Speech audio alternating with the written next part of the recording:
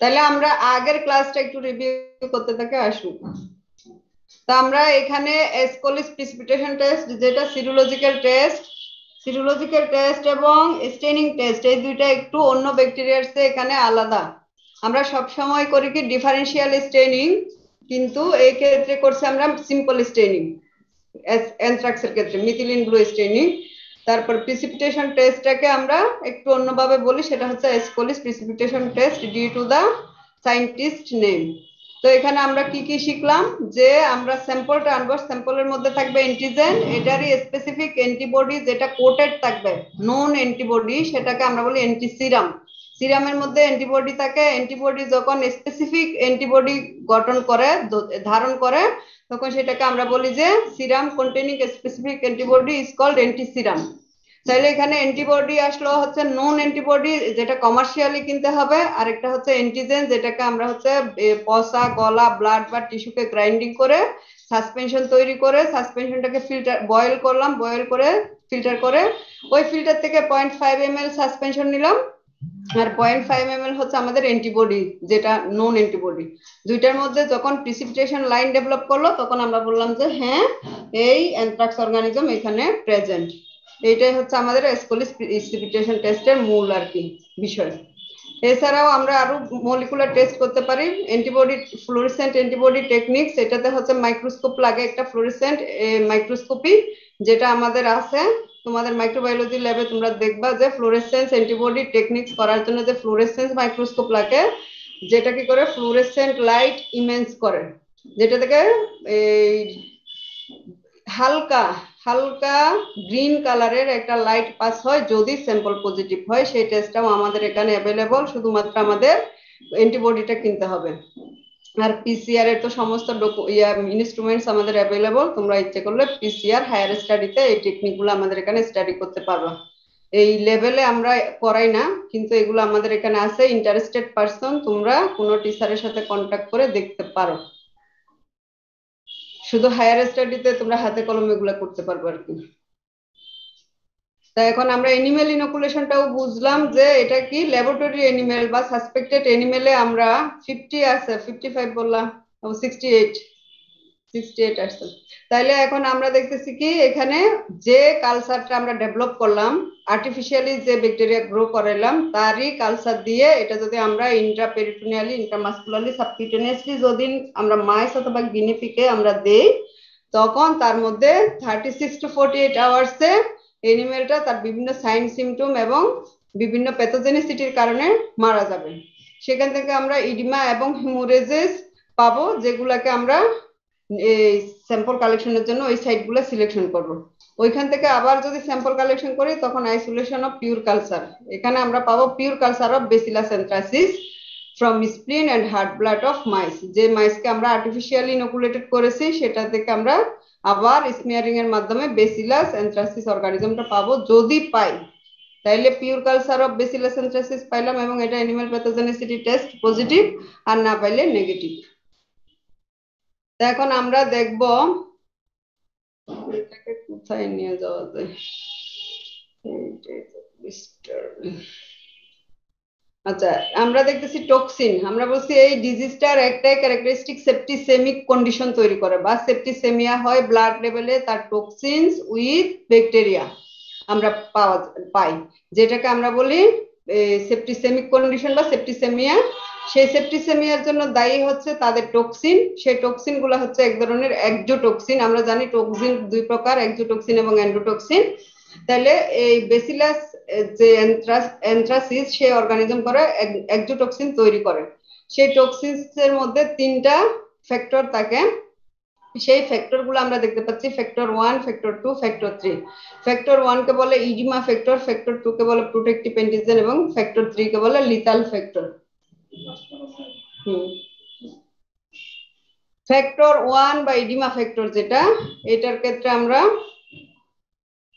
দেখতেছি it is an adenylate cyclase enzyme। এখানে একটা এনজাইম আছে which causes an increase in accumulation of cyclase adenylate monophosphate shrink, যেটা আমরা পড়ছি বিভিন্ন ধরনের ইডিমার ফ্যাক্টর আমরা পড়ছি প্যাথোলজিতে, তোমরা হয়তো পড়ে আসছো জেনারেল প্যাথোলজিতে ইডিমা কাকে বলে, ইডিমার যে সংজ্ঞা। সেক্ষেত্রে আমরা দেখতেছি এডিনাইলেট সাইক্লেস মনোফসফেট যে শ্রিং তৈরি হয় সেটার মাধ্যমে এখানে ইডিমা ফ্লুইডিটি থাকে, as a result increase in permeability of the cells and resulting edema। এই ফ্যাক্টরটার কারণে এই কারণে এনজাইমের উপস্থিতিতে এনজাইমটা এডিনাইলেট সাইক্লেস মনোফসফেট তৈরি করে, তার ফলে এখানে ইডিমা তৈরি হয়। ফ্যাক্টর 2 এটা আমাদের কি করে, প্রোটেক্টিভ অ্যান্টিজেন। প্রত্যেকটা ব্যাকটেরিয়ারই একটা বেনিফিশিয়াল সাইট থাকে, যেমন অ্যান্টিজেনিক ক্যারেক্টার অফ ব্যাকটেরিয়ার, যদি আমরা একটা ব্যাকটেরিয়ার সেল বলি ওখানে ফ্লাজেলা থাকে, তারপরে হচ্ছে কি ক্যাপসুল থাকে, ফিমরি থাকে, এখানে এক একটা অ্যান্টিজেনিক পার্ট থাকে। তাহলে ফ্যাক্টর 2টা হচ্ছে এখানে protective antigen. It has some antigenic capacity to produce immunity in the host. এই ফ্যাক্টর 2 এর জন্য যখন অ্যানিমেল কখনো ইমিউনিটি পায় সেটা হচ্ছে ফ্যাক্টর 2 এর কারণে পেয়ে থাকে। ফ্যাক্টর 3 হচ্ছে লিথাল ফ্যাক্টর, এটা সবচেয়ে বেশি মারাত্মক। Anthrax is primarily a disease of cattle, sheep and goat. এটা হচ্ছে নরমালি হচ্ছে অ্যানিমেলের disease. Man is an accidental host. যদি এটা জেনেটিক ইম্পর্টেন্স না থাকতো তাইলে হয়তো বা হইতো না, এজন্য ম্যানকে বলছে অ্যাক্সিডেন্টাল হোস্ট। এই ক্ষেত্রে লিথাল ফ্যাক্টর কাজ করে যদি সমস্ত ট্রিটমেন্ট আমরা প্রপারলি না করি, সেক্ষেত্রে আমরা ডেথ কেস পেয়ে থাকি, সাডেন ডেথ, যেটা হচ্ছে পারিকুইট কেজে আমরা পাই। তো এখানে আমরা একটু বলে রাখি যে ফ্যাক্টর 1 এবং ফ্যাক্টর 2 ফ্যাক্টর 3 সিঙ্গেলি কোন রকমের কোনো হার্ম করতে পারে না, কোন রকমের বিপজ্জনক ঘটনা ঘটাইতে পারে না। যখন ফ্যাক্টর 1 এবং ফ্যাক্টর 2 একত্রিত হয় তখন একটা ডিজিজ প্রোডাকশন ক্যাপাসিটি তাদের ডেভেলপ হয়, অথবা ফ্যাক্টর 2 যখন ফ্যাক্টর 3 সাথে যোগ হয়, একসাথে কাজ করে, তখন তাদের মধ্যে একটা কমপ্লেক্স তৈরি হয় যেটাকে বলে টক্সিন কমপ্লেক্স অফ অ্যানথ্রাক্স। তখন এই দুইটা ফ্যাক্টর মিলিত হয়ে কিন্তু তারা হার্মফুল কন্ডিশন তৈরি করে বা ডিজিজ তৈরি করে। এই জন্য সিঙ্গেল ফ্যাক্টর কখনো একা প্রবলেম করতে পারে না। যদি factor 1 combined with factor 2 or factor 2 combined with factor 3 or factor 1 combined with factor 3, then they produce the disease। এটা হচ্ছে এটার মেকানিজম, যার কারণে তাদের কিন্তু ব্লাড গুলো আমরা দেখতে পাই কি ব্লাড কেন এখানে ক্লাম্পিং হয় না, এই টক্সিন ফ্যাক্টর গিয়ে টক্সিক কমপ্লেক্সের কারণে এদের ব্লাড গুলা অ্যাকুমুলেশন হতে পারে না। তো এখানে ট্রিটমেন্ট, যেহেতু ব্যাকটেরিয়াল ডিজিজ, ব্যাকটেরিয়াকে আমরা সচরাচর অ্যান্টিবায়োটিক দিয়ে কন্ট্রোল করতে পারি। যদি হয়ে যায়, অসুস্থ হয়ে যায়, ডিজিজ তৈরি হয়ে যায়, সেক্ষেত্রে আমরা বিভিন্ন ধরনের অ্যান্টিবায়োটিক তৈরি করে, এটা তোমাদের এখন মাথায় নেওয়ার দরকার নাই, এইগুলো আসবে আমাদের মেডিসিন সাইড যখন আসবে তখন। আর প্রিভেনশনটা মাথায় রাখতে পারো, এটা একটা ইমিউনোলজির পার্ট আমাদের ব্যাকটেরিওলজির, মাইক্রোবায়োলজির। প্রিভেনশন এন্ড কন্ট্রোল, কন্ট্রোল আমরা প্রিভেনশন করি কখন, ডিজিজ হওয়ার আগে, আর কন্ট্রোল করি কখন, যখন ডিজিজ হয়ে যায় তারপরে।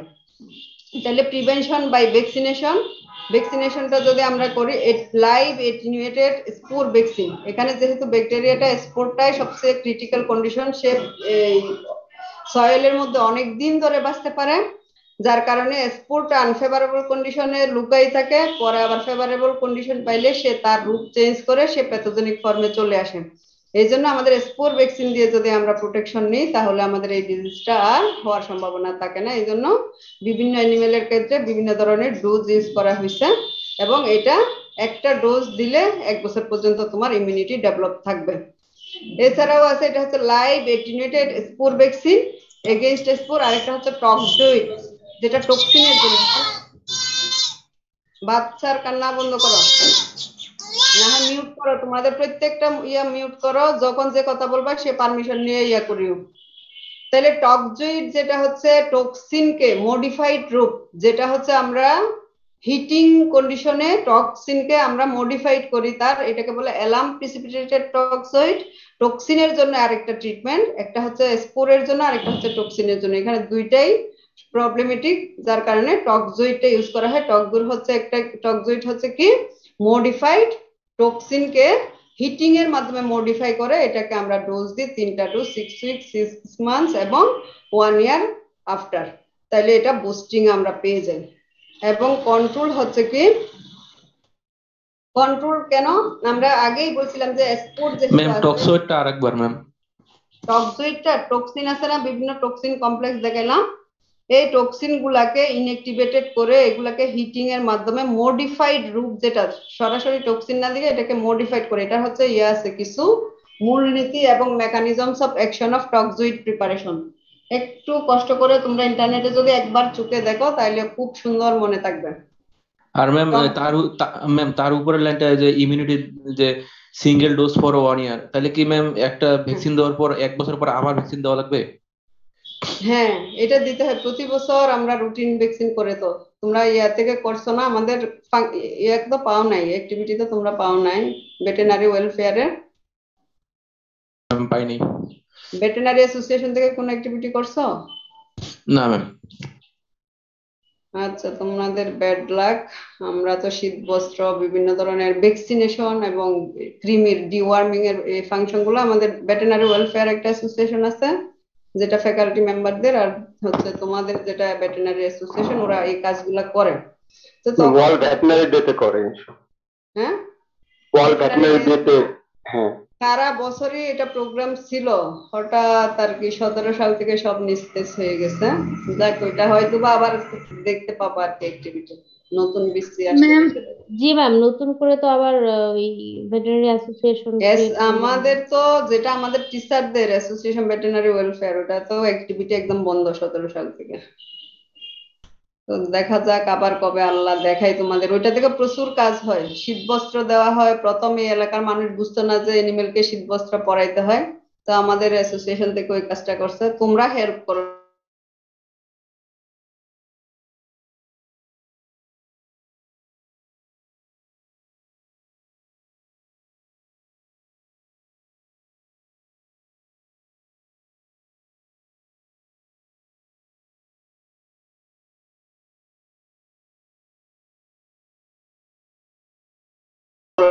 ম্যাম, আপনার কথা বোঝা যাচ্ছে না। এই কথা শুনতে পাচ্ছিস, কিছু তো শোনা যায় না, আটকে গেল। শোনা হ্যাঁ যাচ্ছে হ্যাঁ, না কথা। শোনা আপনার যাচ্ছে। কথা শোনা যাচ্ছে।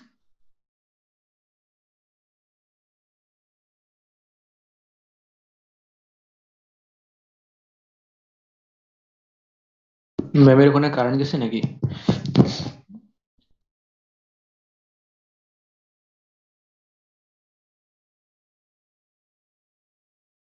আবির হোস্ট। কারেন্ট চলে গেছে। ম্যাম আসছে, ম্যাম আসছে।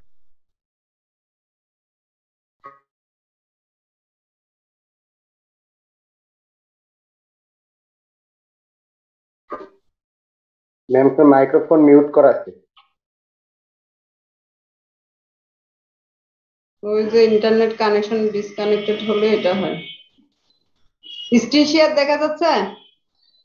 না ম্যাম। না, ওই যে সব বন্ধ হয়ে গেছে, এখন তোমাদেরই তো খুঁজে পাচ্ছি না রে। পাইলাম, দেখা যায়। আসতেছে, এই দেখা যায় এখন। জি ম্যাম, দেখা যায়। আচ্ছা, তাহলে নামানো উঠানো এত কঠিন কেন হচ্ছে আর নামবে না। আচ্ছা, বার্নিং বারিয়াল কথাটা আমরা তো বুঝি, তোমরা অ্যানিমেল হাইজিন পড়ছো না, বায়োসেফটি এন্ড হাইজিন জি ম্যাম। জি ম্যাম, পড়াই দেওয়া। পড়ছো? পড়া ছাড়া আর কি, বার্নিংটা তো আমরা বুঝি যেটাকে আগুনে পুড়াই ফেলতে হয়, আর বারিয়াল তো আমরা বুঝি কবর দিয়ে দিতে হয়, তাই না? জি ম্যাম। জি ম্যাম। আচ্ছা, তাইলে এই ক্ষেত্রে অ্যানথ্রাক্সের ক্ষেত্রে দুইটা পদ্ধতি আমরা বলতেছি, burning or burial of animal carcasses. এটা হচ্ছে ডিসপোজাল অফ কার্কাসের আন্ডারে তোমরা পড়ছো বায়োসেফটি এন্ড হাইজিনে। তো ডিসপোজাল অফ কার্কাসের অনেকগুলি মেথড আছে, তার মধ্যে আমরা দুইটাকে আর কি, বার্নিং এন্ড বারিয়াল। বার্নিংটা হচ্ছে যদি আমরা ডাইরেক্ট ওপেন স্পেসে আমরা করবো না, এটাকে বলি ইনসিনারেশন মেথড, যেটা হচ্ছে একটা চিমনি থাকে ওই যে ইট ভাটার মতো, ভিতরে স্তরে স্তরে কার্কাস গুলা বসাই দিয়ে তার মধ্যে যদি আগুন ধরাই দেয় তাহলে পুরাই একদম আমাদের যে এনভায়রনমেন্টাল কন্ট্রাক্টের অনেক উপরে তার চিমনিটা থাকে, যে চুঙ্গা করে দেয় একদম, এটা অনেক উপরে আকাশে উঠাই দেয়, যেটা আমাদের নর্মাল এই কন্টামিনেশনে আসতে পারে না, তখন এটা ধোঁয়া হয়ে পুড়ে ছাই হয়ে যায়। এটা একটা পদ্ধতি। আরেকটা হচ্ছে বারিয়াল, যেটা লাইম টাইম মিশিয়ে 6 ফিট গর্ত করে যদি এনিমেলকে পুঁতে দেওয়া হয়, তার সব বেডিং পত্র সহ পুরাইতে হবে, বেডিং পত্র সহ তাকে বারিয়াল করতে হবে। এটা হচ্ছে শুধুমাত্র অ্যানথ্রাক্স এর ক্ষেত্রে কেন সেনসিটিভ, এটা আমাদের জেনেটিক ইম্পর্টেন্স আছে বিধায় এটাকে এত সুন্দর করে আমাদের হ্যান্ডেলিং করতে হবে, আদারওয়াইজ আমরা সবাই ইনফেক্টেড হব এবং আমাদের মধ্যে আবার এটা অনেক প্রাদুর্ভাব দেখা যায়, এটা হলে একসাথে অনেক বেশি আর কি সমস্যার সৃষ্টি করে। তো সেই ক্ষেত্রে আমরা মাথায় রাখবো, প্রথমত তো আমরা ওপেন করব না, যদি বুঝতে পারি যে এটা অ্যানথ্রাক্স এফেক্টেড পেশেন্ট, তাইলে আমরা এটাকে এনিমেলটাকে যেটা কার্কাস হয়ে গেল মারা যাওয়ার পরে, সেই কার্কাসটাকে আমরা হয় বার্নিং বা ইনসিনারেশন আর বারিয়াল পদ্ধতিতে এটাকে আমরা ডিসপোজ করব। সেই ডিসপোজ করার পদ্ধতিগুলো তোমরা পড়ছো তোমাদের বায়োসেফটি এন্ড অ্যানিমাল হাইজিনে। তো এটার ক্ষেত্রে একটা মাটিতে গর্ত করতে হয়, যেটা বারিয়াল মেথড, সেটা 6 ফিট ডেপথ হতে হয়, 6 ফুটের গভীরতা থাকতে হবে, সাথে তার এনিমেলের সমস্ত যত জায়গায় সে পায়খানা প্রস্রাব করছে, খাওয়া দাওয়া করছে, সমস্ত জিনিস একেবারে শেষে নিয়ে ওই জায়গাটাকে ক্লিন করে ওখানে লাইম ছিটাইতে হবে, চুন ছিটাই দিতে হবে, তারপরে ব্লিচিং পাউডার চুন এগুলা দিয়ে আর বাকিগুলা জিনিসকে কার্কাসের সাথে দিয়ে একেবারে 6 ফুট গভীরতায় এগুলাকে পুঁতে ফেলে ওর উপরে আবার যে মাটি চাপা দেওয়ার পর পুরাটা জায়গাটাকে আবার চুন ছিটাই দিতে হবে। এইটাই হচ্ছে একটা পদ্ধতি। আর disinfection of animal products, wool, hair etcetera, এগুলাকে আমরা ডিসইনফেকশন করব। আর এটা তো এই লাইনটা এখানে দেখা যাচ্ছে না, দেখো, where the disease is epidemic, domestic animals are to be protected with live attenuated vaccine। ধরো এক একটা ওই যে আমরা বললাম না প্রতি বছর ভ্যাকসিনেশন করতে হয়, সেখানে আমরা লাইভ এটিনেটেড ভ্যাকসিনটা এবং দুইটা ইউজ করে যদি সম্ভব হয় আমরা তাদেরকে প্রিভেনশন করব। তাইলে এখানে আমরা বললাম যে who is Ascoli's and why Ascoli's precipitation test is so important. তাহলে এসকোলিস কে আমরা তো জানি, Ascoli's is a scientist who discovered Ascoli's precipitation test. This test is very important for the following reason. যেটা হচ্ছে যে কারণে এই টেস্টটা সবচেয়ে ইম্পর্টেন্ট, সেটা হচ্ছে to identify the organism in the hide industry. যদি হাইড ইন্ডাস্ট্রিতে কোন রকমের হাইডের সাথে স্কিনের সাথে অ্যানথ্রাক্স জীবাণুটা চলে যায়, এটাকে উইপনও বলা হয়। যে এটা জীবাণুস্ত্র একবার এক সময় ইউজ করা হয়েছিল, এখন অনেকে বলতেছে যে করোনাও একটা জীবাণুস্ত্র। এজন্য যদি কোনো জায়গায় কোন রকমের আমরা অ্যাটাক করতে চাই, এই সমস্ত জীবাণুগুলা কিন্তু আমরা, খারাপ দিক হচ্ছে ল্যাবরেটরি পারমিশন ব্যতীত যদি বের হয়ে আবার এটা কোনো ধরনের ক্ষতি করে হিউম্যান কমিউনিটিতে। এই জন্য যদি হাইড ইন্ডাস্ট্রিতে কোনোভাবে পৌঁছায়, সেই হাইড গুলা থেকে আমরা বিভিন্ন ধরনের প্রোডাক্ট বাই প্রোডাক্ট তৈরি করি, ওই জায়গায় এই টেস্টটা করে নিলে যদি উপস্থিতি পাওয়া যায়, তাহলে ওটা দিয়ে আর প্রোডাক্ট না করে ওটাকে ট্রিটমেন্ট করার পরে প্রোডাক্ট তৈরি করতে পারবে। আর এছাড়া আছে all of the parts of the carcasses আর পিউট্রিফাইড। যদি সবগুলি অংশই পচে যায় এই কার্কাসটার, even then this test can be done. ওই পচা অংশটা নিয়ে আমরা যে মেসারেশন করলাম, গ্রাইন্ডিং করলাম, করে সাসপেনশন তৈরি করে অ্যান্টিজেন অ্যান্টিবডি রিঅ্যাকশনের মাধ্যমে এই এসকোলিস প্রিসিপিটেশন টেস্টের মাধ্যমে আমরা এই টেস্টটাকে, এই অর্গানিজমটাকে আইডেন্টিফাই করতে পারি। একটা হচ্ছে যদি একদম চামড়া শুকায় হাইড ইন্ডাস্ট্রিতেও চলে যায়, সেখানেও যদি স্পোর থাকে বা ব্যাকটেরিয়া থাকে, এটাকে আইডেন্টিফাই করা যায় হাইড থেকে। আরেকটা হচ্ছে যদি পুরাটা কার্কাস পচে গলে গেল, ওখান থেকে কোনো মাটিও যদি আমরা নিয়ে আসতে পারি যেখানে পুঁতে ফেলা হয়েছে, তখনও এটাকে টেস্ট করে আমরা অর্গানিজমের উপস্থিতি পেতে পারবো। এই জন্য এটা important.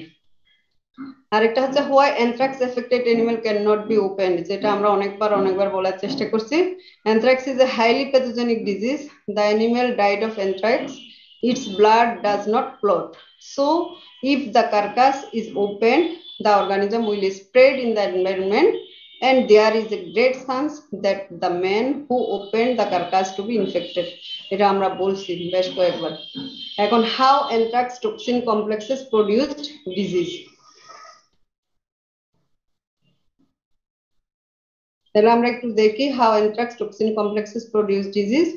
The anthrax toxin complexes are factor 1, factor 2 and factor 3, যেটাকে ডিমা ফ্যাক্টর, প্রোটেক্টিভ অ্যান্টিজেন এবং লিথাল ফ্যাক্টর নামে আমরা একটু আগে চিনে এসেছি। In these three factor, factor 1 consists of chelating compound containing phosphorus with protein and carbohydrate. Factor 2 and factor 3 composed of protein. It has been shown that only a single factor cannot produce disease, but when factor 1 bind with factor 2 and factor 3, then the disease is produced by toxin complexes in the animal body, যেটা আমি toxin পড়ানোর সময় তোমাদের বলছি। বুঝা গেছে? জি ma'am. আচ্ছা, এখন আমরা তো শুধু ট্রিটমেন্ট, কন্ট্রোল, প্রিভেনশন করছি। তো এই ব্যাকটেরিয়াটা আবার আমরা যেমন বলি করোনা কিন্তু এত ডিগ্রি সেন্টিগ্রেডে বাঁচতে পারে না, সেরকম ব্যাকটেরিয়ার ক্ষেত্রেও আমাদের কিছু আছে, রেজিস্টেন্স আছে। It resist boiling up to 3 hour. যদি আমরা বয়লিং টেম্পারেচার তো 100, এই 100 ডিগ্রি টেম্পারেচারে যদি 3 ঘন্টা পর্যন্ত আমরা তাকে বয়লিং করি তাহলে এই অ্যানথ্রাক্স স্পোরটা মারা যাবে। It resist dry heat 100 degree centigrade. Dry heat আমরা কোথায় পাই? তোমরা মাইক্রোবায়োলজি ল্যাব তো আসলে সুকে দেখলা না। ড্রাই হিটটা আমরা ওভেনে পাই, মাইক্রো ওভেনে। আমরা যে স্টেরিলাইজেশন এন্ড ডিসইনফেকশনের দুইটা পদ্ধতি পড়ছো, মনে আছে? হ্যালো, করা হয়েছিল স্টেরিলাইজেশন আর ডিজেটি। মনে আছে কি? ড্রাই হিট এবং moist heat, which heat is better and why? Moist হিটটা বেশি effective. Moist heat is better than dry heat, why? এটা হচ্ছে আমরা এখন যে ইয়াটা বলি, করোনাটা যেহেতু আমাদের সাথেই চলে আসছে, ওকে দিয়ে একটা উদাহরণ দেই। আমরা কি বলি? স্টিমিং। এই যে প্রধানমন্ত্রী কয়দিন আগে সংসদে কি বললো? আমরা সবাই কি করব? ভাপটা নিব, গলা গার্গলিং করব। তা আসলে এটা সাইন্টিফিক ব্যাখ্যা কি? ভাইরাসটার প্রথম প্রিডিসপোজিং সাইট হচ্ছে সে নেজাল সাইনাসকে চয়েস করেন। প্রি নাজাল সাইনাস, যেটা হচ্ছে নাকের পিছনে গর্ত আছে, সেটাকে বলে প্রি নাজাল সাইনাস। যেখানে আমাদের সর্দি কাশি মনে হয় যে নাকটা একদম কসকস করে বের হয়ে যাচ্ছে, সব অস্থিরতা, সেখানে গিয়ে সে 3-4 দিন তাকে অ্যাডাপ্টেশন করে নেয়। প্রথমে যখন মেহমান ঘরে আসে বা তোমরা যখন হাজি জানিসে আসছো, তোমাদের অ্যাডাপ্টেশনের একটা বিষয় ছিল, হয়তো বা 1 সপ্তাহ, 2 সপ্তাহ, 1 মাস, 3 মাস, 6 মাস। অ্যাডাপ্টেশন হওয়ার আগে আল্লাহ মহামারী দিয়ে তোমাদেরকে মোটামুটি আবার বাবা মার কাছে ফিরিয়ে দিল, আবার এসে আবার নতুন অ্যাডাপ্টেশন হতে হবে। তো সেই অ্যাডাপ্টেশনের বিষয়টা করোনা ভাইরাসের ক্ষেত্রে আমরা দেখতেছি কি 3-4 দিন পর্যন্ত সে প্যারানাজাল সাইনাসে থাকে। সেখানে সে তাকে শক্তিশালী করে, শক্তিশালী করার পরে ওখান থেকে সে আস্তে করে ডাইরেক্টলি তোমার যে ইয়ে আছে না, রেসপিরেটরি সিস্টেমের মাধ্যমে লাঙে চলে যায়। লাঙে যাওয়ার সাথে সাথে লাংকে কলাপসড করে ফেলে, যার কারণে অক্সিজেন রিকোয়ারমেন্টটা এত বেশি আমাদের দরকার হচ্ছে। এখন দেখো বর্তমান ঢাকার পরিস্থিতি, প্রত্যেকটা হসপিটালে বলতেছে প্রত্যেক সিঙ্গেল সিটের পাশে আরেকটা সিট দিয়ে ডাবল সিট করে দিচ্ছে, এবং একটা সিলিন্ডারকে 2 জন রোগীর মধ্যে ভাগাভাগি করা হচ্ছে। তো সেই সিচুয়েশনটা হচ্ছে কেন? সে প্যারানাইজাল সাইনাস থেকে রেসপিরেটরি সিস্টেমের মাধ্যমে ডাইরেক্ট চলে যাচ্ছে লাঙে, লাঙে গিয়ে লাং কলাপস করে যদি অক্সিজেন একেবারে কমে যায় লেভেলটা, তখন তার তো হাই ফ্লো দিতে হচ্ছে অক্সিজেন থেরাপি। তো সেক্ষেত্রে আমাদের প্রিভেনশনটা কি? প্রিভেনশনটা, সে যেহেতু স্টিমে দুর্বল হয়, আমরা জানি যে 60 বা 50 ডিগ্রিতে সে 50% দুর্বল হয়ে যায়, 60তে আরেকটু দুর্বল হয়। 70% স্টিমিং যদি আমরা ঢুকাইতে পারি নাকের মধ্যে, তাহলে এটা দেখা যাচ্ছে যে 100% ইফেক্টিভ হয়। সেটা কখন? আমরা তো বুঝি না যে কখন আমি ইনফেক্টেড হয়ে গেছি। ফার্স্ট 3 to 4 days ইনোকুলেশন হওয়ার পরে, বডিতে ইনোকুলেশন হওয়ার পরে প্রথম 3 থেকে 4 দিন যদি আমরা দিনে 2 বার 3 বার করে যদি আমরা স্টিমিং নিতে পারি, তখন রিসার্চ বলতেছে যে এটাকে ফুললি কন্ট্রোল করা সম্ভব শুধুমাত্র স্টিমিং এর মাধ্যমে। আর এটাকে প্রিভেন্ট করা যায় কিভাবে? একমাত্র মাস্কিং। যত বেশি মাস্কিং তত বেশি এটাকে প্রোটেক্ট করা যায়। যদি একটা সিঙ্গেল সার্জিক্যাল মাস্ক বলতেছে 98% প্রোটেক্ট করে, 2% ড্রপলেটস বের হয়ে আসার সম্ভাবনা থাকে। সেক্ষেত্রে যদি তুমি আরেকটা পরো, তাহলে সেইটা থেকে তো আর দ্বিতীয়বার বের হওয়ার সম্ভাবনাটা কম। তো সেরকম আমরা এখানে ময়েস্ট হিট, ড্রাই হিটের যে ঘটনাটা আমরা এখানে স্টিমিং এর বিষয়টা বুঝাচ্ছি। ময়েস্ট হিটে কি তৈরি হয়? স্টিম তৈরি হয়। সেই স্টিমটা কিসে তৈরি হয়? অটোক্লেভ মেশিনের মাধ্যমে। প্রেসার কুকার দেখছো তোমরা? সবার তো প্রেসার কুকার আছে, ছেলে মেয়ে সবাই রান্না করে খাও, দেখছো?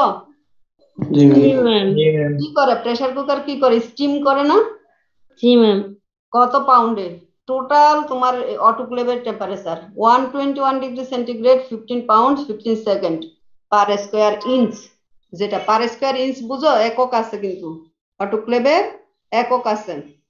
সে এককটা না লিখলে কিন্তু তুমি টেম্পারেচার যদি কখনো পরীক্ষায় আসে, তোমাদের অ্যানিমাল হাইজিন পরীক্ষা হয় নাই, তাহলে এটা তোমার ভুল উত্তর হিসেবে ধরা যাবে, 50% মার্কস কাটা যাবে। তোমার পার স্কোয়ার ইঞ্চ দিতে হবে। তার মানে প্রতিটা স্কোয়ার ইঞ্চি জায়গার জন্য সে 121 ডিগ্রি সেন্টিগ্রেড টেম্পারেচারে 15 পাউন্ডস প্রেসার প্রয়োগ করে স্টিমিংটাকে দেয়। সেক্ষেত্রে আমাদের এই যে করোনার যে বয়লিং স্টিমিংটাও আমাদের প্যারানাজাল সাইনাসে যদি ঢুকতে পারে, এবং স্টিমিংটাই ঢুকা সম্ভব, তুমি গার্গলিং করো যাই করো, গার্গলিং তো গলা পর্যন্ত, প্যারানাজাল সাইনাসে তুমি যতই নাকের ভিতরে গরম পানি 70 ডিগ্রি গরম পানি তো আমরা ইউজ করতেই পারবো না, এত বেশি গরম। তো আমরা হয়তো 50%ও পারবো যদি কষ্ট করে দিতে চাই। সেক্ষেত্রে আমার প্যারানাজাল সাইনাস পর্যন্ত ঢুকার পসিবিলিটিটা খুবই কম। স্টিমিংটা কিন্তু ঢুকতে পারে, স্টিমিং একেবারে তার সেলুলার লেভেল পর্যন্ত ঢুকে যেতে পারে ব্যাকটেরিয়া ভাইরাসের। তখন তার যে প্রোটিন, সে প্রোটিনটা কোয়াগুলেশন করে ফেলে, কোয়াগুলেশন করলে তার অ্যাক্টিভিটিটা কি হয়, ডিসরাপ্টেড হয়। ডিসরাপ্টেড হলে তখন তোমার প্রোটেকশনটা তৈরি হয়। এই জন্য বলতেছে যে moist heat is better than dry heat. আরেকটা থিওরি হচ্ছে, তুমি যদি লিকুইড কোনো কিছুকে স্টেরিলাইজ করতে যাও, যেমন তোমার মিডিয়া বানাইছো, তোমরা যদি মিডিয়া বানাই দেখো, মিডিয়া একটা লিকুইড জিনিস, পাউডারকে ওয়াটারের সাথে ডিজলভ করে সেটাকে আমরা স্টেরিলাইজেশন করে অটোক্লেভে। সেখানে যদি লিকুইডটা লিকুইড কনসিস্টেন্সি না থাকে, তার কনসিস্টেন্সিটা যদি ড্রাই হয়, তাহলে তো আমি এখানে কালচার করাটা কঠিন হয়ে যাবে, তার যে অরিজিনাল স্ট্রাকচারটা, কেমিক্যাল কম্পোজিশন গুলি নষ্ট হয়ে যাবে। সেজন্য ময়েস্ট হিটের স্টিমিং এর মাধ্যমে মিডিয়ার যেখানে ব্যাকটেরিয়া ভাইরাস থাকুক না কেন, সেটাকে সে বের করে তার যে ব্যাকটেরিয়ার সেলুলার লেভেল পর্যন্ত সে তাকে করতে পারে, ধ্বংস করতে পারে। যার কারণে moist heat better than dry heat. আর ড্রাই হিটের যে সমস্যাটা হচ্ছে, সে কি করে, তোমার যে কনসিস্টেন্সি লস করবে, লিকুইডকে সলিডিটিতে পরিণত করবে, আবার সলিড হলে সেটাকে পুরাই ফেলবে, তার কন্ডিশন ঠিক থাকবে না, তখন তার যে অরিজিনাল স্ট্রাকচার কম্পোজিশন সেটা ঠিক থাকবে না। যার কারণে আমরা ময়েস্ট হিট কে ভালো বলি না, সরি ড্রাই হিট কে ভালো বলি না, ময়েস্ট হিট কে ভালো বলি। ক্লিয়ার? ক্লিয়ার হয়েছে এখানে কেন ময়েস্ট হিট ভালো, কেন ড্রাই হিট খারাপ? হ্যালো, জি ম্যাম। এত আস্তে কেন, এত সুন্দর করে বোঝানোর পরে এত আস্তে সাউন্ড কেন? নাকি সবাই ঘুমাচ্ছে? কে ম্যাম একটা কোশ্চেন ছিল। হ্যাঁ, 71 জন আছে, আমি সহ। ম্যাম স্টিম নেওয়ার সময় যদি হ্যাঁ, স্টিম নেওয়ার সময় প্রোটিন যদি গুলো আর কোয়াগুলেট বোঝা হয়, যাচ্ছে না, সেক্ষেত্রে বলো। নেজাল ক্যাভিটির সেল গুলো কেন কোয়াগুলেট হবে না ম্যাম? কিসের কিসের সেল কোয়াগুলেট হবে না? নেজাল ক্যাভিটির যে আমাদের সেল গুলো আছে, সেগুলো কি কোয়াগুলেট হয়ে যাবে? না না, এটা হচ্ছে শুধু ব্যাকটেরিয়া ভাইরাস তো আসলেই দুর্বল জিনিস, কিন্তু ওরা আমাদের ভিতরে যদি কন্ডিশন তৈরি করতে পারে তখনই সে শক্তিশালী হয়। ধরো আমি যুদ্ধ করতে নামলাম, আমাদের একটা পবিত্র জি ম্যাম। পুরাণে আছে, একটা যুদ্ধে দেখা গেছে যে সৈন্য যা ছিল, শত্রুপক্ষকে যারা মুনাফিক, তাদেরকে দেখাইছে যে আল্লাহর পক্ষ থেকে তারা আরো ডাবলের চেয়ে ডাবল, কারণ ওই দিন মুসলমানদেরকে জয় করবে। যার কারণে আল্লাহর পক্ষ থেকে ওখানে ফেরেশতা দিয়ে তাদেরকে দেখাইছে যে এটা ডাবল। আসলে কি আমাদের এটা সম্ভব? একজনের সাথে একজন লড়াই করে টিকা খুব কঠিন। এই জন্য ওরা কি করে, ওখানে মাল্টিপ্লিকেশন করে, জেনোম চেঞ্জ করে করে তার একটা পজিশন সে তৈরি করে নেয় ওই যে 3-4 দিনে। তুমি যদি বুঝো যে তোমার বাড়ি আজকে অ্যাটাক হবে, তাহলে কি তুমি এমনি বসে থাকবা? না, তখন তুমি তোমার যতটুকু সর্বোচ্চ চেষ্টা তুমি করবে যে তাকে প্রোটেক্ট করতেই হবে। তো এইভাবে এখানে তো তোমার ব্যাকটেরিয়া ভাইরাসকেই সে খুঁজতেছে, স্টিমটা গিয়ে তাকে ধ্বংস করবে। আমার বডিতে তো সেরকম সমস্যা হবে না, আর সমস্যা তো সে করতে পারলে একেবারে তোমাকে কলাপসি করে দিতে, তোমার নিঃশ্বাসই বন্ধ করে দিয়ে ওখানে ফেলিও, রেসপিরেশন ফেলিওর করে তো জীবন শেষ। এই যে এখন আজকে মনে হয় সকালে খবর দেখলাম, বলতেছে ঢাকার মেডিকেলে বা বিভিন্ন মেডিকেল গুলাতে আরেকজন রুগীর আত্মীয় স্বজন অপেক্ষা করতেছে কখন একটা বেড খালি হবে। তো বলতেছে সবচেয়ে দুঃখের বিষয় হচ্ছে বেডটা খালি হয় তখনই যখন মানুষটা মারা যায়, তার আগে কোনো বেড খালি হচ্ছে না। খুবই পেথেটিক আর কি। জানি না, আল্লাহ আমাদের সবাইকে হেফাজত করুক। সবাই সবার জন্য দোয়া করবা, এবং সবাই বাসায় থাকবা, বাইরে বের হওয়ার চেষ্টা করবা না। কোথায় ছিলাম? স্ট্রিমিং এ। আচ্ছা, তো এটা আমাদের ব্যাকটেরিয়ার ক্ষেত্রেও এই স্টিমিংটা আমাদের কি করতেছে, ময়েস্ট হিট অথবা স্টিম ফর 5 মিনিট দিলে বলতেছে এই ব্যাকটেরিয়াটাকে রেসিস্ট করা যায়। It is susceptible to autoclaving, যেটা এত সময় গল্প করলাম। Spore can be killed by autoclaving at, এটাও এত সময় বলা হয়েছে। Spore can be killed by কিছু কেমিক্যাল। আমরা জানি একটা হচ্ছে দুই ধরনের স্টেরিলাইজেশন, একটা ফিজিক্যাল আর একটা কেমিক্যাল স্টেরিলাইজেশন। এত সময় গল্পটা হচ্ছে আমাদের ফিজিক্যাল স্টেরিলাইজেশন, যেটা হচ্ছে ডাইরেক্ট টাচ। ফিজিক্যাল স্টেরিলাইজেশন কাকে বলে? Sterilization by means of physical means. Physical means মানে কি তাকে একদম ফিজিক্যালি টাচ করতে হবে, সেটাই হচ্ছে আমার স্টেরিলাইজেশন।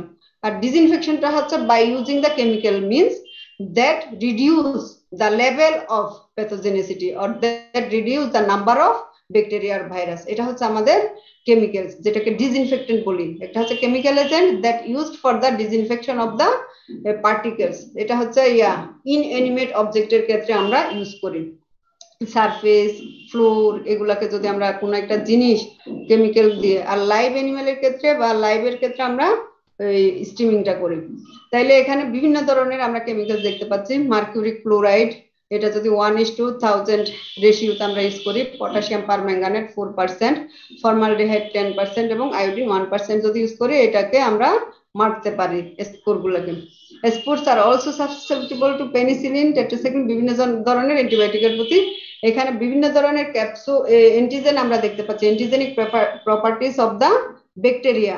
বেসিলাস এন্ট্রাসিসের যে বিষয়গুলো অ্যান্টিজেনিক, সেগুলো হচ্ছে capsular polypeptide, somatic protein, somatic polysaccharide. এগুলো হচ্ছে স্ট্রাকচারে দেখায় ব্যাকটেরিয়ার সেল ওয়ালে। তাহলে পলিপেপটাইডটা কি? ইট ইজ নট প্রোটেক্টিভ, এটা প্রোটেকশন দিতে পারে না। সোমাটিক প্রোটিন যেটা, এটা প্রোটেকশন দিতে পারে। Somatic polysaccharide it is not protective and it is not associated with the virulence. এটা এদিকেও না ওইদিকেও না। এই হয়েছে তার antigenic properties of bacillus anthracis. এখন বের হয় কেমনে এখান থেকে? কাজ তো করে না রে। হ্যাঁ বুঝছে। তাহলে আমরা আজকে যাব বেসিলাসি ফ্যামিলির আরেকটা ওই জেনাস, যেটা হচ্ছে ক্লস্ট্রিডিয়াম। ক্লস্ট্রিডিয়ামটা আমাদের বিভিন্ন ধরনের রোগ তৈরি করে। এনিমেলের ক্ষেত্রে হচ্ছে বেসিলাস, ক্লস্ট্রিডিয়াম চৌবি হচ্ছে আমাদের এনিমেলের রোগ করে, টিটেনাস করে। কারেন্ট গেল, আমার সমস্যা নেই।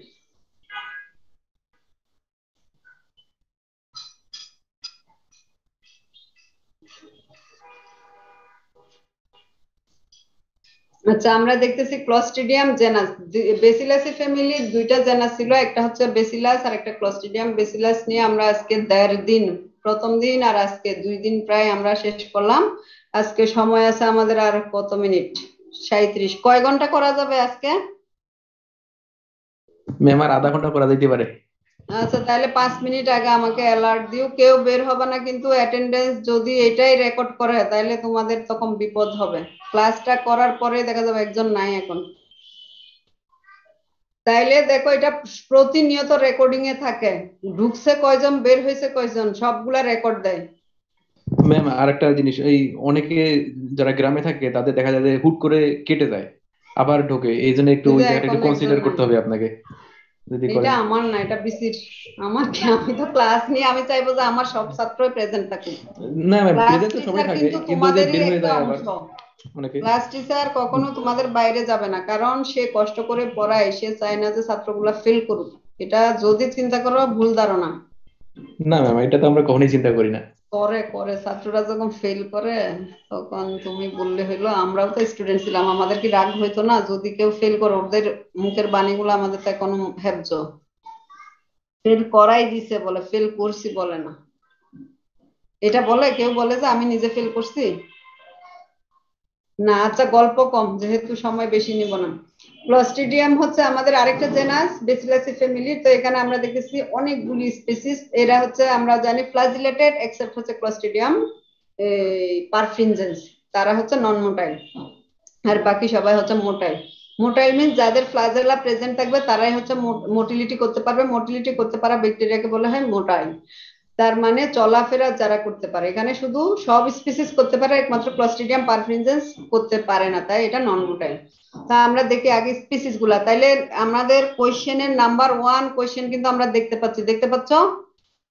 যদি ক্লস্ট্রিডিয়াম থেকে কোনো কোয়েশ্চেন হয় কোয়েশ্চেন একের যদি এ হয়, এটা আমরা দেখতে পাচ্ছি কি কি, pathogenic species with diseases produced in different host, দেখতে পাচ্ছ? জি ম্যাম। জি ম্যাম তাহলে দেখতে এই পাচ্ছি। প্রশ্নটা তো আমি আউট করে দিলাম আজকে, তো পরীক্ষা যখনই হোক যেন প্রশ্ন কমন হয়। তাহলে ক্লস্ট্রিডিয়াম সেপ্টিকাম একটা স্পিসিস, ক্লস্ট্রিডিয়াম চৌবি আরেকটা, clostridium tetani, clostridium botulinum, clostridium haemolyticum, clostridium histolyticum, clostridium novyi, clostridium sordellii, আর হচ্ছে ক্লস্ট্রিডিয়াম পারফিনজেন্স। ক্লস্ট্রিডিয়াম পারফিনজেন্স এর হচ্ছে অনেকগুলো টাইপ আমরা দেখতে পাচ্ছি, A B C D E F. এই হচ্ছে আমাদের মোট ক্লস্ট্রিডিয়ামের স্পিসিস। এটা হচ্ছে স্পিসিস, আর হচ্ছে তার সাথে বিভিন্ন গ্রুপের বিভিন্ন ধরনের সাব স্পিসিস আছে যেগুলো আমরা টাইপ দিয়ে বুঝাচ্ছি। তো আমরা একটু দেখি কে কোন ডিজিজ করে কোন হোস্টে। ক্লস্ট্রিডিয়াম সেপ্টিকাম যেটা, সেটা বিভিন্ন হোস্টে কি কি ডিজিজ তৈরি করে। মেলিগনেন্ট ইডিমা, ইডিমা তো আমরা বুঝি, ইডিমা কোথায় কোথায়, শিপ এবং গোটে। Braxy in sheep, gas gangrene in man. তাইলে এইগুলা হচ্ছে ক্লস্ট্রিডিয়াম সেপ্টিকাম বিভিন্ন হোস্টে, এই যে এখানে ডিফারেন্ট হোস্ট বলা হয়েছে, এই ডিফারেন্ট হোস্টে শিপ গোটে একটা, শিপে একটা, মানুষে আরেকটা। তাহলে ক্লস্ট্রিডিয়াম সেপ্টিকামের কোন হোস্টে কি ডিজিজ করে এটা লিখতে হবে স্পষ্টভাবে। দেন ক্লস্ট্রিডিয়াম চৌবি, এটা হচ্ছে লার্জ এনিমেল, ক্যাটেল, বাফেলো, এদের হচ্ছে সবচেয়ে একটা ইম্পর্টেন্ট রোগ, যেটা হচ্ছে পরীক্ষায় ম্যাক্সিমাম টাইমই আসে, যদি আসে। ম্যাম আপনার কথা বোঝা যাচ্ছে না।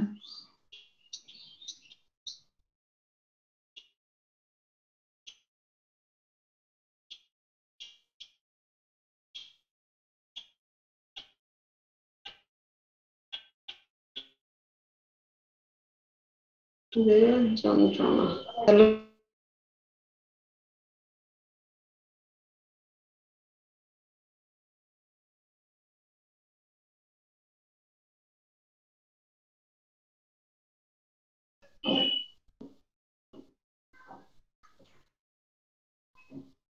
আচ্ছা, শুনতে পাচ্ছ? স্ক্রিন শেয়ার আবার মনে হয় করতে হবে।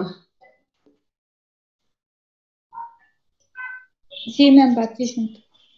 দেখা যাচ্ছে? না ম্যাম। এখন দেখা যায়? দেখা যায়। জি ম্যাম। জি ম্যাম দেখা যাচ্ছে। কল আসলে ঝামেলা হচ্ছে, মোবাইলে কল আসতেছে। ব্ল্যাক কোয়ার্টার যেটা চৌবি, এটা হচ্ছে লার্জ এনিমেলের ইম্পর্টেন্ট একটা ডিজিজ, হাইন্ড কোয়ার্টারে হয়, ডিপ মাসেলে হয়। এটা হচ্ছে হেলদি অফ দা এনিমেল, যারা ব্লকের মধ্যে, হার্ডের মধ্যে, ফার্মের মধ্যে যেটা সবচেয়ে নাদুস নুদুস তাকে বেশি পছন্দ করে। তাহলে ব্ল্যাক কোয়ার্টার বা বিকিউ, এই যে এই বি এই কিউ নিয়ে এটাকে বিকিউ বলতে পারে, ব্ল্যাক কোয়ার্টার বলতে পারে, black leg in sheep and cattle. এটা লার্জ এনিমেলের একটা ইম্পর্টেন্ট ডিজিজ বর্তমানে বাংলাদেশে। এটা করে হচ্ছে চৌবি। চৌবি আমরা স্পেলিং গুলা ভালোভাবে দেখবো, C H A U V O E I, chauvoei. এই স্পেলিংটা যেন মিস্টেক না হয়, মিস্টেক হলে টোটাল নাম্বারটাই কেটে যায় এখানে। তারপর হচ্ছে ক্লস্ট্রিডিয়াম টিটেনি। ম্যাম, হ্যাঁ ম্যাম ব্ল্যাক কোয়ার্টার আর ব্ল্যাক লেগ বলতে কি বুঝি ম্যাম? ওই যে এটা পরে বলতেছি। ব্ল্যাক কোয়ার্টার মানে, কোয়ার্টার বলতে আমরা বুঝি কি, হাইন্ড কোয়ার্টার। সেটা তো বুঝি, কিন্তু ব্ল্যাক। ব্ল্যাক মানে ওই এরিয়াটা মাংসটা পচে গিয়ে গ্যাংগ্রিন হয়ে ব্ল্যাক কালার হয়, এজন্য তার যে এপিয়ারেন্সের উপরে ভিত্তি করে এই নামকরণ করা হয়েছে। ডিপ মাসেল, হাইন্ড কোয়ার্টারের ডিপ মাসেল কোথায়? রানের উপরে যে ডিপ মাসেলটা থাকে না, জি ম্যাম। গার্ডেলে, ওই জায়গাটা তো ডিপ মাসেল, ওখানে কোনো বোনের উপস্থিতি কিন্তু অনেক দূরে, পুরাটাই মাসেল। মাসেলের মধ্যে অক্সিজেনের উপস্থিতিটা কম থাকে, যার কারণে ওইটা এনারোবিক কন্ডিশন তৈরি করতে পারে, বিদায় ওই এরিয়াটাকে সে পছন্দ করে। ওই এরিয়ায় যখন সে ঢুকতে পারে, ঢুকে তার একদম সমস্ত সৈন্য সামন্ত নিয়ে সে তাকে অ্যাটাক করবে, তখন সেখানে আস্তে আস্তে পাস হবে, গ্যাস হয়ে গ্যাংগ্রিন হবে, টিস্যু গুলা পচে যাবে, পচে গিয়ে ব্ল্যাক স্কার তৈরি হবে। তখন ওইটা যখন তুমি প্যালপেশন বা টিপাই দেখবা, টিপাই দেখলে দেখবা যে পস পস শব্দ করবে। এই জন্য দূর থেকে দেখলে ব্ল্যাক কালার, টিপাইলে ওখানে পস পস শব্দ করবে, due to the presence of gas. এই জন্য ওই নামকরণটা করা হয়েছে। কোয়ার্টারে হয় বলে কোয়ার্টার, কালারটা মাংসের কালার ব্ল্যাক হয়ে যায় বলে ব্ল্যাক কোয়ার্টার। লেগ মানে তো পা, আর কালারটা তো হচ্ছে ওখান থেকে। তাহলে ক্লস্ট্রিডিয়াম একবার বুঝছো? জি ম্যাম। আচ্ছা হেলদি অ্যানিমেলকে ক্লস্ট্রিডিয়াম এফেক্টেড করে কেন ম্যাম বেশি? হ্যাঁ হেলদি অ্যানিমেলকে বেশি এফেক্টেড করে কেন, এটা বললেন আপনি? শোনা যাচ্ছে না, তোমার সাউন্ডটা একটু ইনক্রিজ করো। ম্যাম বললো যে বলতেছি হেলদি অ্যানিমেলকে কেন হেলদি এটা অ্যানিমেলকে অ্যাটাক করে? পছন্দ করে, কারণ হচ্ছে ওই যে অ্যানারোবিক কন্ডিশন লাগবে, এইটা তো অ্যানারোবিক অর্গানিজম না। বেসিলাসি ফ্যামিলির যে জেনেটিক ক্যারেক্টারিস্টিক্স পড়লাম, ক্লস্ট্রিডিয়াম তো হচ্ছে অ্যানারোবিক অর্গানিজম, বেসিলাস হচ্ছে অ্যারোবিক অর্গানিজম। এটা সবসময় গ্রো হবে অ্যানারোবিক কন্ডিশন, এই জন্য মাসেল এরিয়া গুলাকে সে পছন্দ করে। হেলদি যদি ক্যাকেকটিক পেশেন্ট হয়, ওর কাছে তো মাংস পাবে না, ওখানে তো সে ডেভেলপই করতে পারবে না, এই জন্য ক্যাকেকটিক ম্যাম আরেকটা কোশ্চেন করতাম।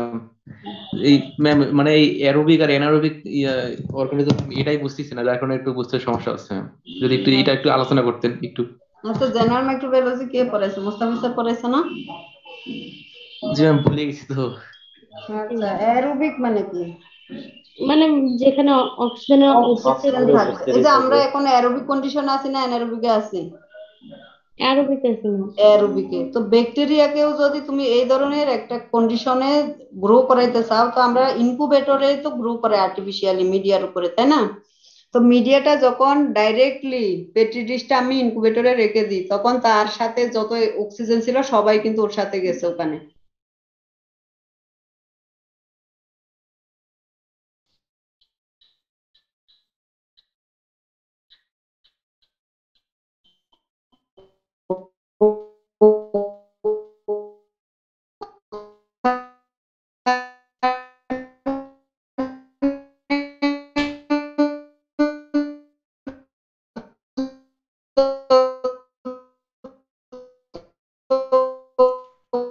ম্যাম কথা শুনতেছি না। এই তুমি একটু পরে ফোন দিও, একটার পরে ফোন দিও। হুম।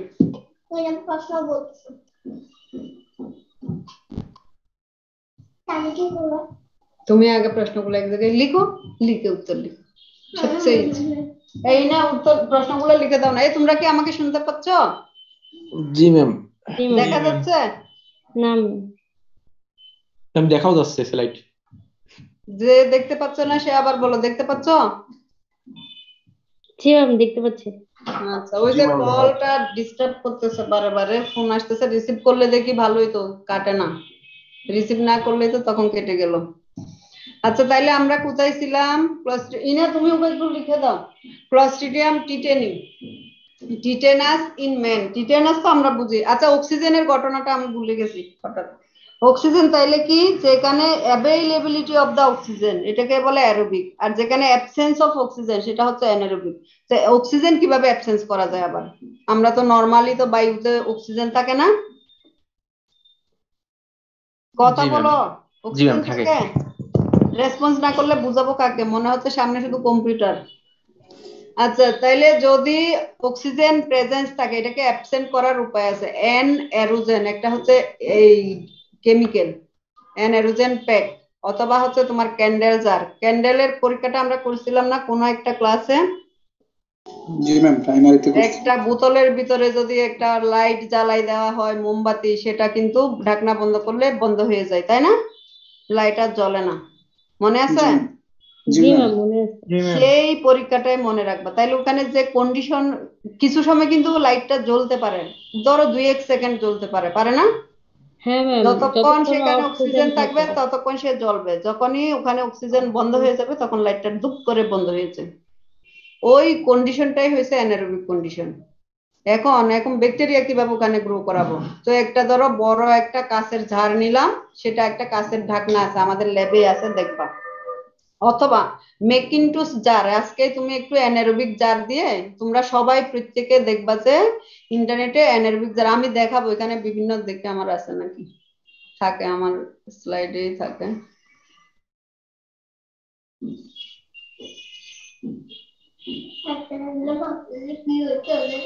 এই যে দেখো এখানে একটা ঝাড় চলে গেল, তো শেষ। দেখতে পাচ্ছ এখানে একটা জার? জি ম্যাম। টিফিন ক্যারিয়ারের মতো বন্ধ করে দিতে হয় একদম ট্যাগ, এখানে কোনো বাতাস পাস করতে পারে না। এটা হুকটা উঠানো যায়, এই যে এই পাশের চিপ দিলে উঠে যাবে, আবার এটাকে নামাই দিলে লেগে থাকবে। তো এখানে একটা প্যাকেট আমরা দেই, এইখানে প্যাকেট আছে একটা, দেখো এই জায়গাটাতে একটা প্যাকেট। ছবিটা যদি আলাদা করে বড় করা যায়, এখানে একটা প্যাকেট আছে অ্যানারোজেন প্যাক, একটা প্লাস্টিকের প্যাক, এটাকে কেটে একটুখানি ফাঁকা করে দিলে ওই যে জিনিসটা চুষে নেবে। অথবা এইখানে যে ঢাকনার মাঝখানে ভিতরে একটা ভালভ বসানো থাকে নেটের, ওইটাও অক্সিজেনটা চুষে নেয়। আরেকটা হচ্ছে এরকম এইখানে নাই, এরকম বড় বড় কাঁচের জার হবে, এই যে এটা বরাবর একটা কাঁচের জার হবে, ঢাকনাটা কাঁচের হবে। যদি কেউ ওটা কি কবিরাজি ওষুধের দোকান দেখছে, ওইগুলোকে কি বলে আয়ুর্বেদিক, ওদের মধ্যে ওই বোতলগুলা দেখা যায় বেশি। তো ওখানে এই পেট্রি ডিশ গুলো যেভাবে বসাইছে, কাঁচের জারের মধ্যেও পেট্রি ডিশ গুলো এভাবে বসাই দিয়ে তার উপর একটা মোমবাতি জ্বালাই দিয়ে ঢাকনাটা দিয়ে দিলে অক্সিজেনটা শূন্য হবে। এখানে অ্যানারোজেন প্যাক দিলে অক্সিজেন শূন্য হবে। আর ভিতরে যদি একটা ভালভ লাগানো থাকে, সেটা যদি থাকে, এই কন্ডিশনটা করার পরে এটাকে ইনকিউবেটরে বসাই দিবা, তাইলে তুমি অ্যানারোবিক কন্ডিশনটা পাবা। এবার ক্লিয়ার হয়েছো? জি ম্যাম। আর অক্সিজেনের উপস্থিতি শুধুমাত্র এই মিডিয়াটা যদি আমি ডাইরেক্ট এই জারের মধ্যে না দিলাম, ক্যান্ডেল জারে না দিলাম, ডাইরেক্ট যদি ইনকিউবেটরে বসাই দিই, ও সচরাচর নিজের মধ্যে যে বাতাস ছিল ওটাও আছে তার কাছে, আবার ইনকিউবেটরের ভিতরে যে কন্ডিশনটা ওইটাও সে পাইছেন। এটাই হচ্ছে তার অ্যারোবিক কন্ডিশন। এটাকে করে অ্যানারোবিক করলাম, আর এটার বিপরীতটা হলো ওটা অ্যারোবিক। এইটাই হচ্ছে presence of oxygen, absence of oxygen. এইগুলাকে অ্যানারোবিক বলে আর ওইগুলাকে অ্যারোবিক বলে।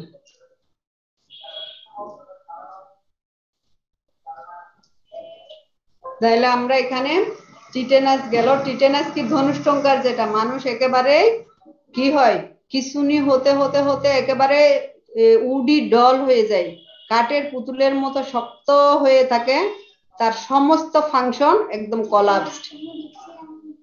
হ্যাঁ, সমস্ত ফাংশন কলাপসড হয়ে যায়, সে কোনো রকমের মুভমেন্ট করতে পারে না, একেবারে প্রত্যেকটা স্ট্রেসুর মতো হয়ে যায়। সেটাই হচ্ছে woody doll like characteristics animal এবং হিউম্যানের মধ্যে, সেটাই হচ্ছে টিটেনাস, যেটাকে আমরা ধনুষ্টঙ্কার বলি। বিভিন্ন ধরনের সার্জিক্যাল অপারেশনের ক্ষেত্রে, ডিপ উন্ডের ক্ষেত্রে, ডিপ কাটিং এর ক্ষেত্রে এটা টিটেনাসটা ঢুকতে পারে অ্যানারোবিক কন্ডিশনে।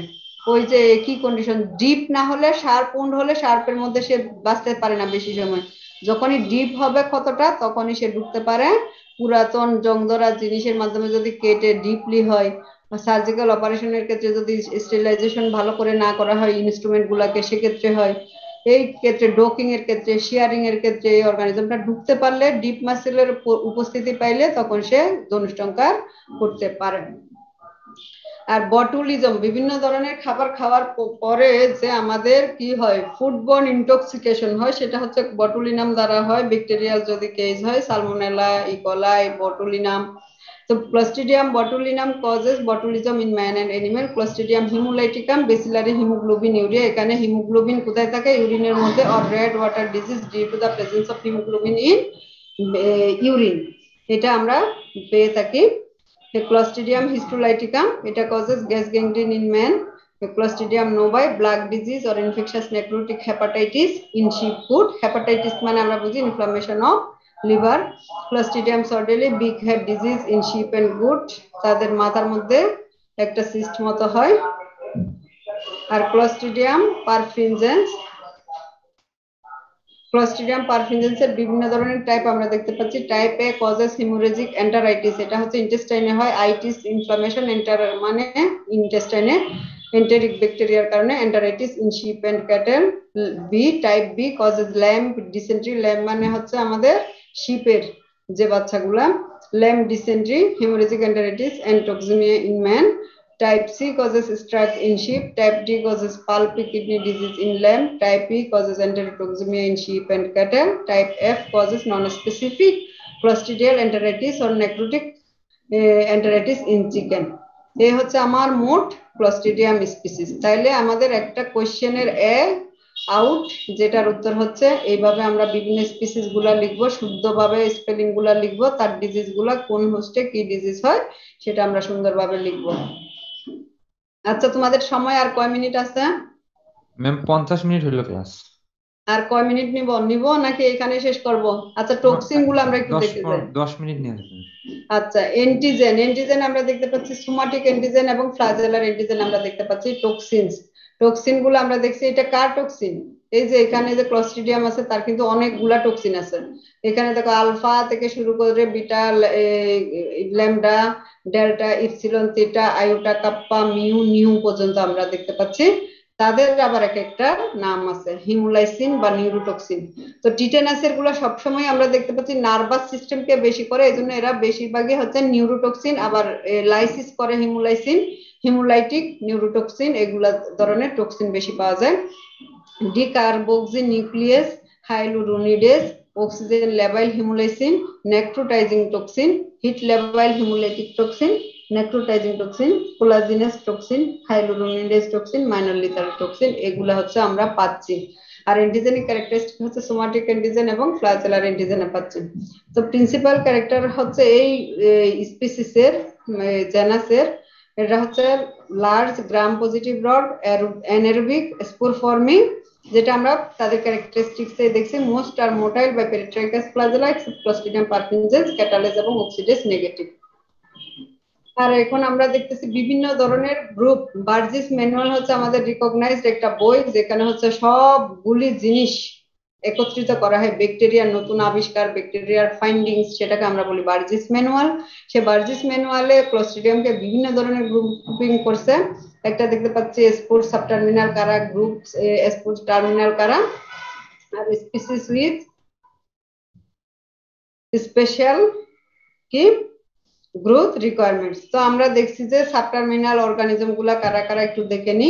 এটা হচ্ছে সর্ডেলি, হিমোলাইটিকাম, নোবাই, সোবিট, পারফিনজেন্স, হিমোলাইটিকাম, সেকটিকাম, এরা হচ্ছে সবাই যাদের স্পোরটা হচ্ছে সাবটার্মিনাল।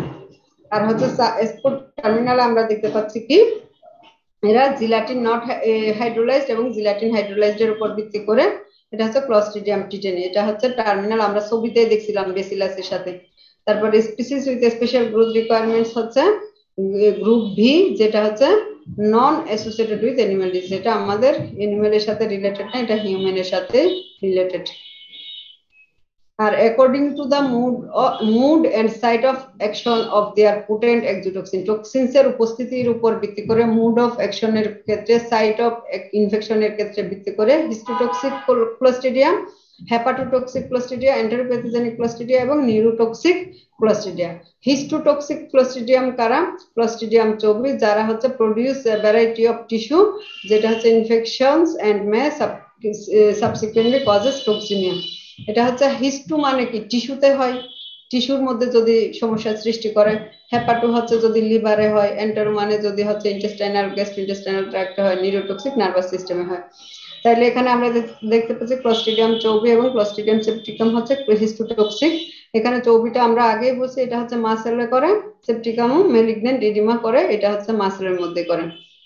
ক্লস্ট্রিডিয়াম হিমোলাইটিকাম, ক্লস্ট্রিডিয়াম নোবাই, এরা হচ্ছে আমরা বলতেছি হেপাটোটক্সিস, এই যে বেসিলারি হিমোগ্লোবিন ইউরিয়া এবং ব্লাড ডিজিজ। এন্টেরোপ্যাথোজেনিক ক্লস্ট্রিডিয়া, যেটা হচ্ছে ইন্টেস্টাইনে এন্টারাইটিস আমরা দেখছি, এন্টারোটক্সিমিয়া দেখছি, ওইগুলা টাইপের পারফিনজেন্স। নিউরোটক্সিন হচ্ছে আমাদের ক্লস্ট্রিডিয়াম টিটেনি, যেটা হচ্ছে নিউরোটক্সিক ক্লস্ট্রিডিয়াম, সেটা হচ্ছে নিউরোমাসকুলার ফাংশনকে ইন্টারাপ্ট করে, ক্লস্ট্রিডিয়াম টিটেনি এবং ক্লস্ট্রিডিয়াম বটুলিনাম। এই হচ্ছে আমাদের বিভিন্ন ধরনের মুড অফ অ্যাকশন এবং সাইট অফ অ্যাকশনের উপরে ভিত্তি করে ক্লস্ট্রিডিয়ামের ক্লাসিফিকেশন। এখন এটা কোথায় কোথায় বাঁচতে পারে?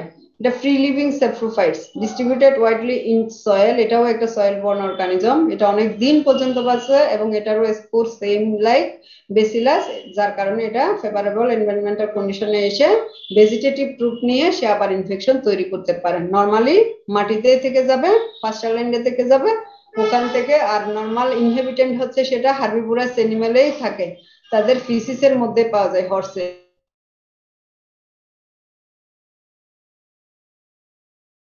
এটা মোড অফ ইনফেকশন ইনজেকশনের মাধ্যমেও হতে পারে, এই যে বটুলিজম যেটা আমরা বলতেছি। কেন ইন্টারনেটের সমস্যা কি রে ভাই? দেখতে পাচ্ছি না তো। তোমরা শুনতে পাচ্ছ? ইন্টারনেট আনস্টেবল দেখাচ্ছে। আমরা পাচ্ছি তো, শোনা যাচ্ছে তো। জি ম্যাম, শুনতে পাচ্ছি। আচ্ছা, তাহলে আমরা মোড অফ ইনফেকশনের পর ইনজেকশন, উন্ড। ইনজেকশনের ক্ষেত্রে কি কি হচ্ছে? বটুলিজম, পারফিনজেন্স এবং হিমোলাইটিকাম নোবাই। আর উন্ডের ক্ষেত্রে যদি পাই চৌবি এবং টিটেনি সেপ্টিকাম, এগুলো আমরা উন্ড ইনফেকশনের মাধ্যমে পেয়ে থাকি। আর রেজিস্ট্যান্স হচ্ছে স্পোর বা ব্যাকটেরিয়াটা endospore of clostridia are very resistant to physical influences and disinfecting. Physical means হচ্ছে sterilisation, by physical means and disinfection. It may require 30 minutes boiling or 121 degrees centigrade in autoclaving for 20 minutes to kill the spores. এইভাবে আমরা এটাকে কিল করতে পারি। এছাড়া pathogenicity হচ্ছে আমরা একটু দেখি, যেটা আগে পড়ে আসছি কোথায় কি করে সেটাই। তো এখানে আমরা দেখতে পাচ্ছি প্যাথোজেনিসিটিটা কি, black leg in ruminants and acute disease in cattle and sheep. এটা আমরা দেখতেছি কি অ্যাকিউট ডিজিজ, ক্রনিক না, অ্যাকিউটই হয়।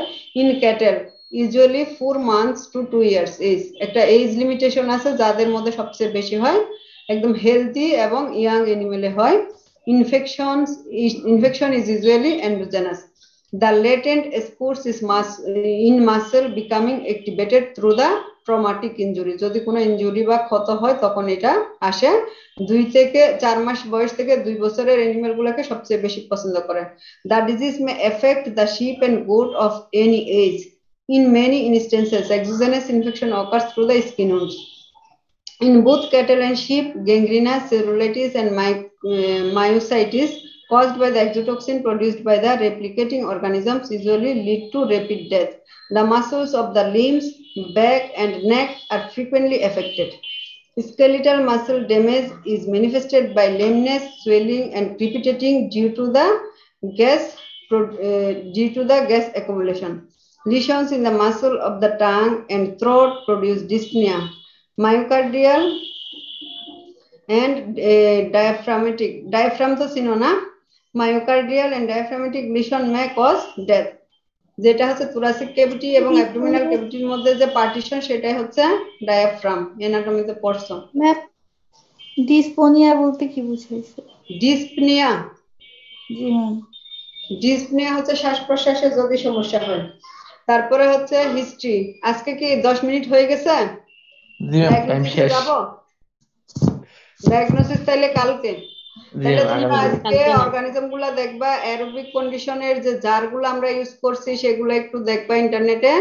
নিজেরাই মোবাইলে বসে বসে একটু ঠেলাঠেলি করলে দেখবা যে অনেক কিছু ক্লিয়ার। পরীক্ষার আগের দিন পড়লে হবে। আজকের পড়াটা আজকে একটু দেখে নিবা। পিপিটি দাও, পিডিএফ ফাইল দাও, কি আর একটা আমরা বলি এমএস ওয়ার্ড ফাইল দাও, ডকুমেন্টস দাও, যেটাই দাও চলে আসে এগুলো ইন্টারনেটে। তাইলে কালকে আমরা অনেকগুলা কিন্তু পড়তে হবে, প্রায় 5টা ডিজিজ পড়তে হবে ক্লস্ট্রিডিয়ামে। কালকে একটু টাইম দিতেই হবে। কালকে তো না, রবিবারে। ঠিক আছে, তাইলে তোমরা এখন 75। তাইলে পরে আসছে 4 জন কারা? পরে 4 জন কারা জয়েন করছে?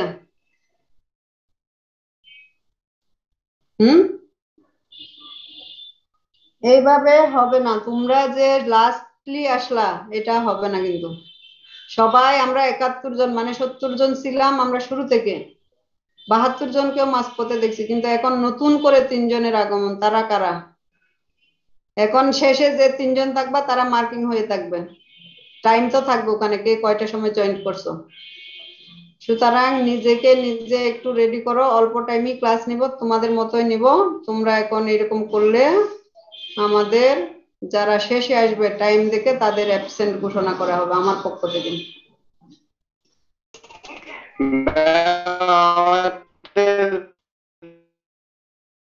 লাইন নাই, যে কথা বলতেছে তার লাইন নাই।